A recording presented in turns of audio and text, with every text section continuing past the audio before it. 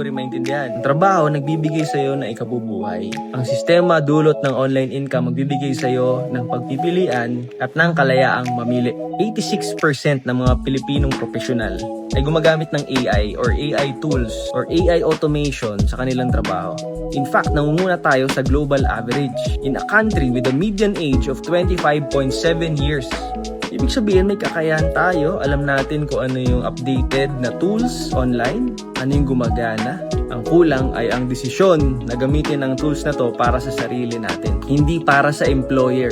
So nakikita natin, hindi edukasyon ang number one problema, desisyon. Anong halimbawa ng mga sistemang to? Content creation, affiliate marketing, online freelancing na nakatarget sa mga global na employer. Mga bagay na to hindi get rich quick scheme. Sila ay tunay na paraan ng pagbuo ng matibay-tibay na online income na hindi nakatali sa isang employer na pwede kang palitan sa isang iglap.